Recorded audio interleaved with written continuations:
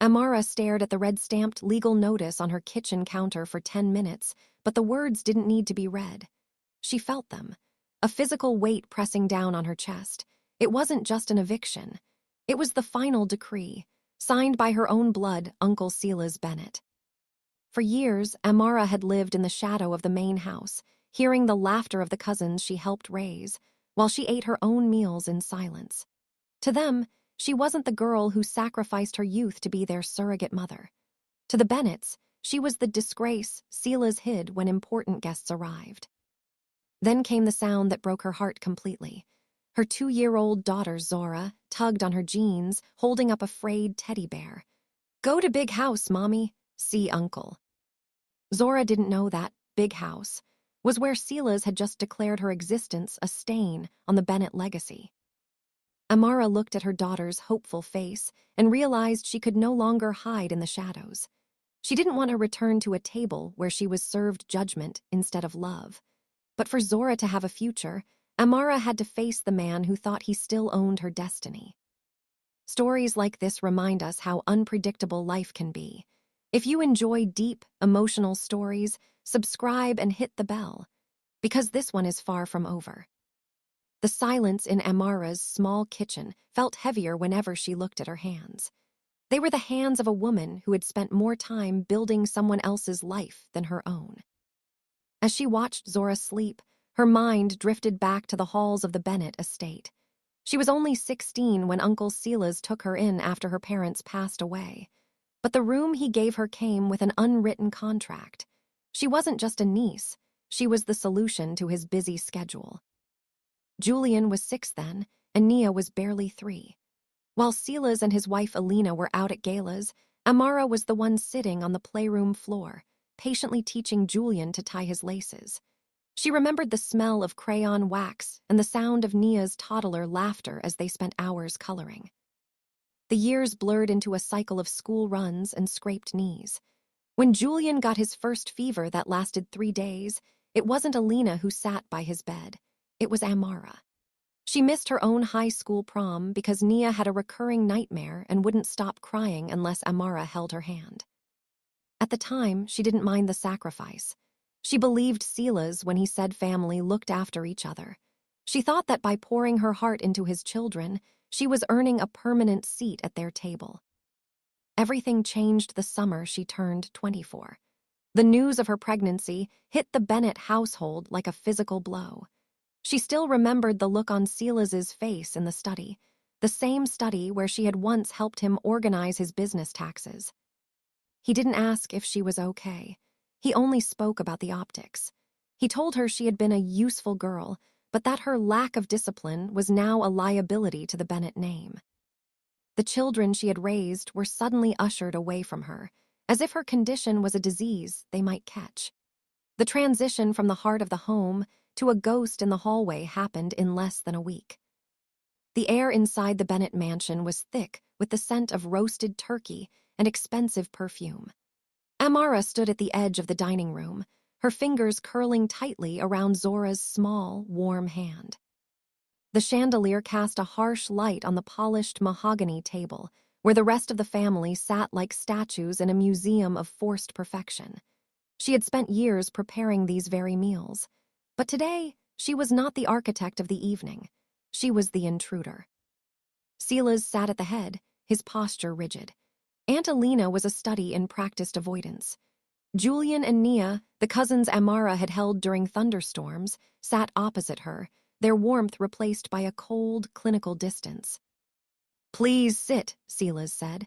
It was not a kindness. It was a command. Amara pulled out a heavy chair for Zora. Zora reached for a roll, chirping a quiet thank you. The sound seemed to grate on Silas's nerves.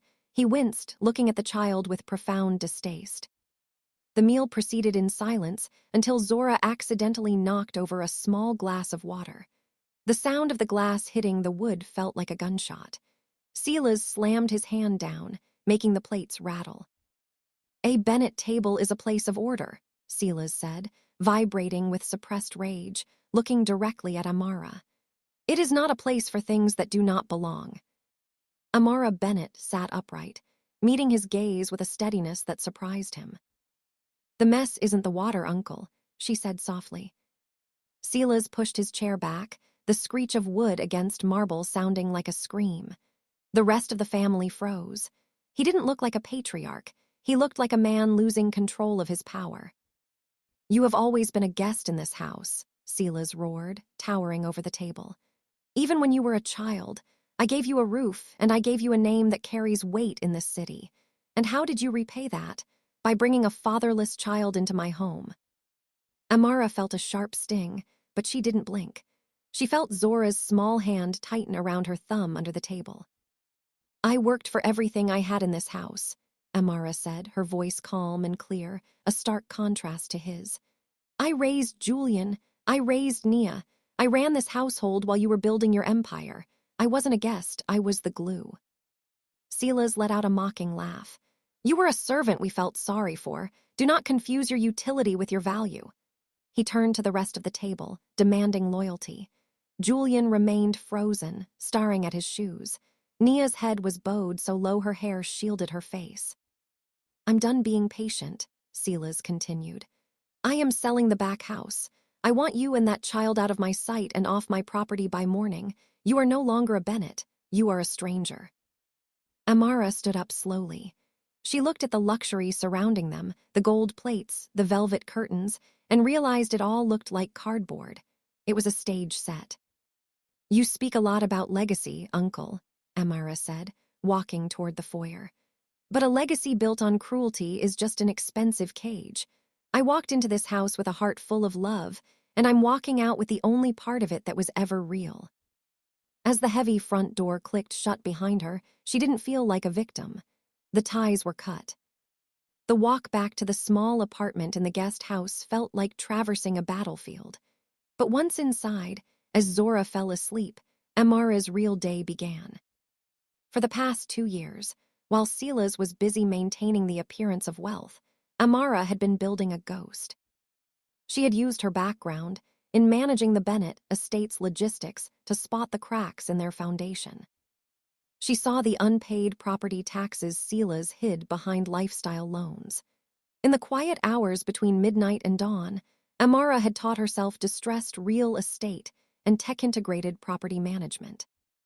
She started small, using the modest savings her parents left her, money Silas thought she spent on baby clothes. She bought a single dilapidated warehouse, rebranded it, optimized its logistics, and sold it for 3 times its value. She repeated the process, operating under the name Aegis Holdings. She chose the name because an Aegis is a shield, and she was building one for Zora.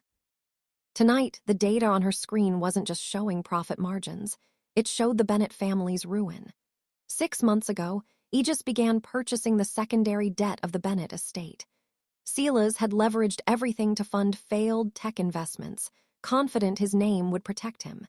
He didn't realize a private entity was quietly snapping up those notes.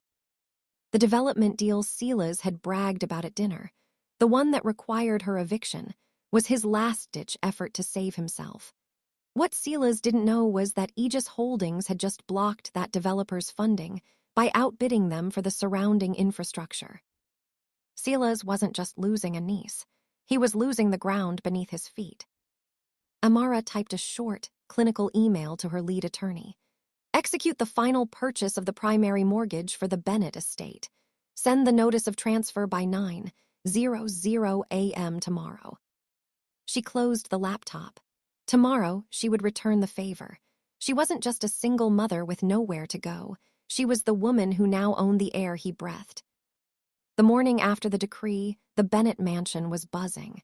It was the night of the City Heritage Gala, the most important event on Silas's social calendar. For Silas, the gala was a shield. But for Amara, it was the deadline. In the quiet of her temporary hotel suite, Amara looked at the garment bag.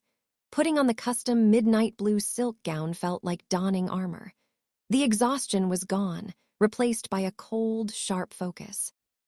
When Amara walked into the grand ballroom, the shift in the room was almost physical. The murmurs began as she drifted closer to the Bennett circle. Silas turned, a dismissive remark on his lips, but the words died in his throat. What are you doing here? Silas hissed, stepping toward her to block the view of his associates. "You have no business in this room." Amara didn't flinch. "The invitation was sent to the head of the property holding group, Uncle. I thought it was important to be here for the transition." Silas let out a dry laugh. "The transition? You think wearing a dress changes the fact that you're a homeless single mother? Tomorrow morning, the locks are changed." "You keep using that word, Silas," Amara said, her voice remaining perfectly level, cutting through his aggression. "Disgrace isn't being a mother. Disgrace is losing a legacy because you were too arrogant to see who was actually holding it up." People nearby began to linger. Silas realized he was losing the perfect family image. "Enjoy the party, Uncle," Amara said softly. "The music,